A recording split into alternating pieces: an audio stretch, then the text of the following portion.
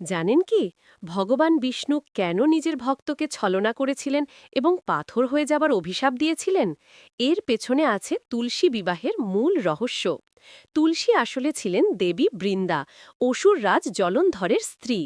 বৃন্দা সত্যিত্বের তেজে জলন্ধর এতটাই শক্তিশালী হয়ে উঠেছিলেন যে কোনো দেবতাই তাকে হারাতে পারছিলেন না। সৃষ্টিকে বাঁচাতে ভগবান বিষ্ণু জলন্ধরের রূপ ধারণ করে বৃন্দার কাছে গেলেন। বৃন্দা তাকে স্বামী ভেবে চিনে ফেলতেই তার সত্যিত্ব ভঙ্গ হল এবং যুদ্ধে জলন্ধরের মৃত্যু হল।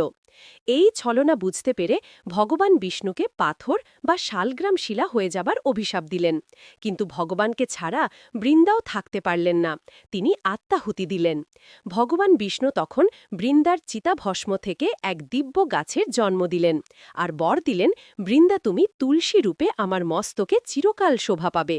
সেই অভিশাপ আর প্রেমকে সম্মান জানাতে প্রতি বছর কার্তিক মাসে ভগবান বিষ্ণু আর দেবী তুলসীর বিবাহ দেয়া হয়।